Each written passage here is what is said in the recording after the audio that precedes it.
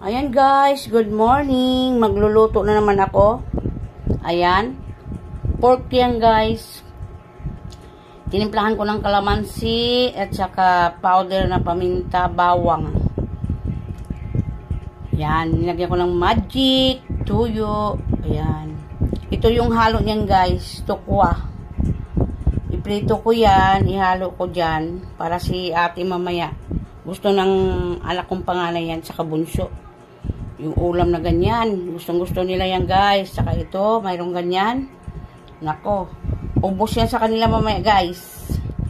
Balik-balikan nila yan sa lamisa. Tapos lagyan ko ng patatas din yan guys. Ayan.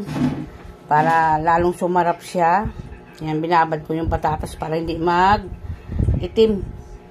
Ayan yung lulutuin ko ngayong araw ay Lunes, October 21. Ayan guys. Lutuin natin yung mamaya para sa ating mga anak. Ito naman guys, sa akin, saka sa asawa ko. Ayan. Patula yan guys, patula. Ito, tuna, isang piraso. Yan, wala daw hiwa na tuna, kaya ayan na lang binili ng asawa ko, isang piraso. Saka malunggay. Gawin kong sabaw yan guys, kasi gusto ko ng sabaw isda. Ayoko yung palaging karne, kaya may edad na ako. Ayan. Yung ating lulutuin, guys. Ayan. Mag-umpisa na tayo magluto. Oras na ng pagluluto kayo, guys. Ha? Barbecue. Hindi yan barbecue. Adobo yan na may ano. May pork tukwa. stick? Hindi, pork stick yan. Nilagyan ko lang ng ano yan. Kalamansi lang inano ko dito sa adobo na ko. Ayan, guys, oh. Ilagay na natin yung ano, pakuluan ko para lumambot. Ayaw kasi ni ate na matigas yan. Yan. Kahit si bunso. Pakuluan ko muna yan guys bago ko iprito. Para hindi siya matigas. Yan. Madami-dami din yan guys. Kasi yung mga anak ko pag matigas yan guys, hindi nila kakainin yan. Kailangan pinapakuluan pa talaga. Ganyan ako pag nagluto ng pork stick tuloy. Adobo na ano. Pork chop ito guys eh. Adobohin ko na lang. Takluban natin yan guys para lumambot. Unahin ko muna itong patatas guys.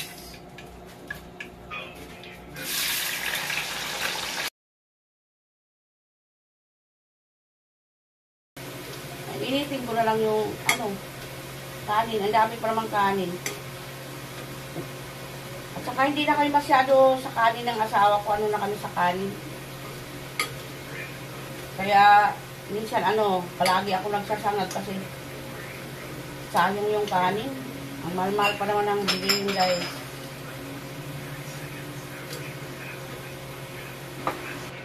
Alam mo yung mga anak natin, kahit hindi marunong yan, pag naalalayan ng magulang yan, matututo yan sila eh. Depende nga yan sa magulang siguro. Kasi mga anak ko yan, nakaalalay palagi yung asawa ko yan sa mga anak ko.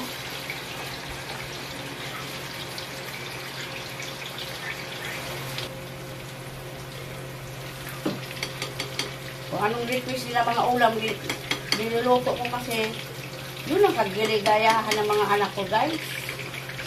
Yung kumain sila ng gusto nila kainin. Hindi nga namin na-blow out yung mga anak ko kasi walang ano, budget guys. Hindi naman pwede na kunin namin yung pira sa tindahan. Mawala naman kami ng puhunan sa tindahan pag lumabas kami. Marami lang talaga ako paninda guys kasi paikot na yan.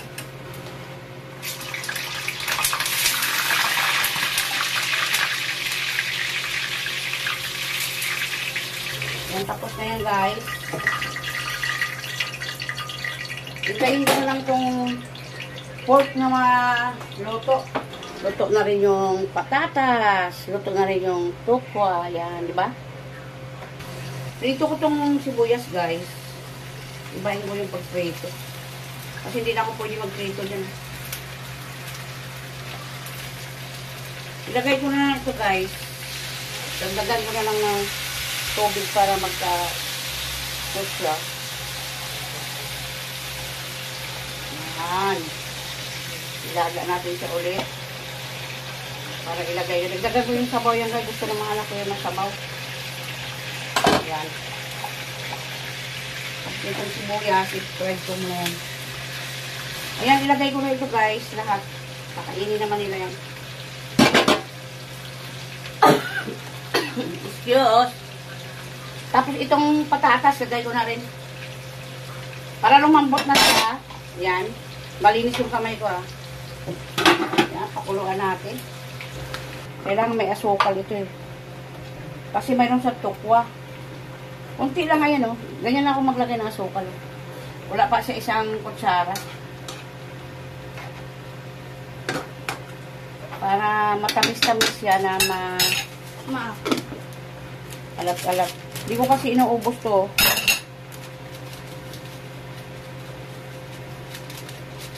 Saka na yan. Meron pang natira para bukas. Lagyan natin ng asin guys. Kunting asin lang guys. Para, hindi ko kasi nilagyan ng asin ito kanina. Huwag naman yung sobrang alat, yung tama lang. Ayan na guys, ang aking niloto.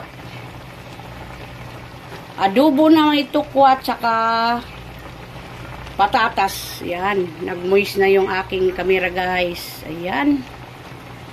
Tuwang-tuwa na naman si ate ito kasi yan na naman ulam nila. Ate si Bunso. Magluluto na naman tayo ng ating pangalawang ulam para sa amin ng asawa ko yan. Sabaw na isda. Yan. Nilaglag na natin yung dito na ako sa kawali guys. Wala lang akong wala na akong tanglad. Yan. Kamatis. Sibuyas. Malinis yung kamay ko guys ah. Yan. Luya na lang ilalagay ko guys. Saka luya. Yan luya. At saka pamintang pamintang buo. Nakalimutan yata ng asawa ko yung tanglad. Hindi ko na inano kasi balik-balik na mas palengke yung asawa ko yung kawawa. Gawa na lang natin ang paraan para hindi siya malangsa. Luya, pamintang buo, yan. Yan. Ilagay na natin yung isda guys. May asin dito kanina. Yan. Kumukulo na yung tubig eh. Saka kunting magic. Ito yung tira ko kanina magic ko. Kunti na lang. Tsaka kunting asin ulit. Para malasa siya guys. Gusto ko kasi gulay. Ayoko yung baboy palagi. Kaya may edad na tayo. Kailangan gulay isda lang tayo guys. Yan, takpan natin. Lagyan natin yung patula guys. Gusto ko yung ganitong sabaw guys. Pag mga Bisaya kasi tayo, di ba mahilig tayo sa gulay. Yan. Takpan natin ulit yung guys. Para sa ating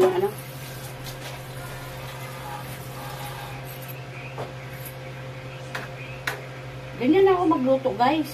Mabilis lang. Dito ko ilagay. Malunggay. Masarap kaya ito guys, yung ganitong pagkain. Mas marami pa yung kain ko nito sa yung kanin, di ba? Nagda-diet ako sa kanin. Ulam ang mas maraming kinakain ako. Initin ko na lang yung aming kanin guys. Ayan siya. Yan, lapit natin guys konti para makita niyo. Kaya tumba. Yan siya oh. Ba? Guys, may patula yan saka malunggay. Saka tuna. Dalawang klaseng gulay lang yan guys. Masarap kasi yung ganyan. Wala siyang mantika. Ano mo lang, pakuluan mo lang yung tubig. Ihulog mo yung isda, gulay. Tapos na. Yan. Ang aming ulam ngayong tanghali. Ayan guys, naluto ko na ang aming ulam. Pork chop with tokwa, tsaka patatas. Ayan, ulam ng aking mga janakis. Ayan guys, oh. Naluan ko ng patatas, tsaka tokwa ang pork chop ng aking mga anak. Adobo sa kalamansi yan guys. Ayan. Tsaka ito, tinulang tuna na naman ako guys na may patula. Yan. Patula with malunggay. Yan. Diba? Yummy yan guys. Oh. Yan ang mga paborito ng mga Bisaya, ng mga ulam. Sabaw na may malunggay, patula. Yan, diba? Sarap. Tsaka ito sa dalawang anak ko. Kasama na dito si Papa. Yan. Shout out po sa lahat ng mga Bisaya. Yan. Ayun guys, kakain tayo. Ayaw pa rin ako kumain ako. Nagugutom na ako. Almusal ko lang. Tinapay. Yan guys. Kainan na tayo guys. Ayaw pa kumain ng anak ng bunso. Sabi ko kumain na. Ayaw pa kumain. Kain po tayo. Asawa ko naliligo. Ako nagugutom na ako. Bala sila din. Panay sigawan yung kapitbahay namin guys.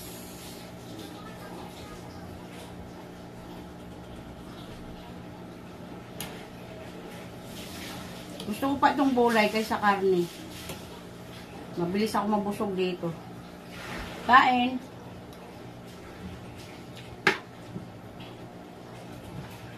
Sarap guys.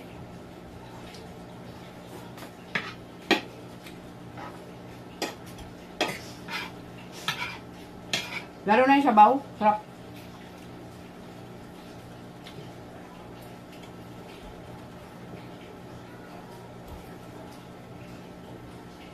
Maganda sana ito pag may tanglad. Nakalimutan ng asawa ko yung tanglad. Hindi ko na siya pinabalik sa palengke.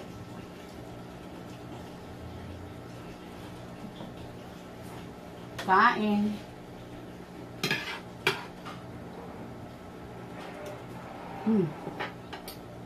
Sarap.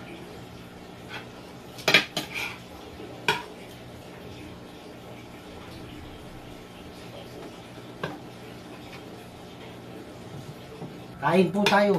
Ayaw ng bunso kong kumain. Bala sila dyan. Busog pa yun. Almusal ng pancit tsaka kinapin. Alas 12 na po. Ng tanghali. Bigla mag-text yung anak kong kasundo. Ayaw mo ng pork chop? Ayaw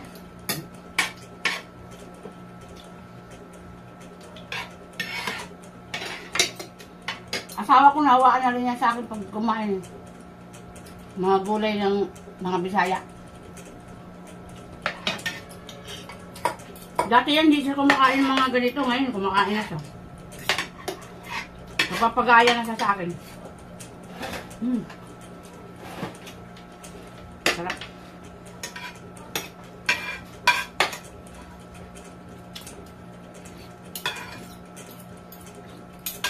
Hanggang dyan na lang guys. Ang haba na ng aming video. Thank you. And God bless. Bye.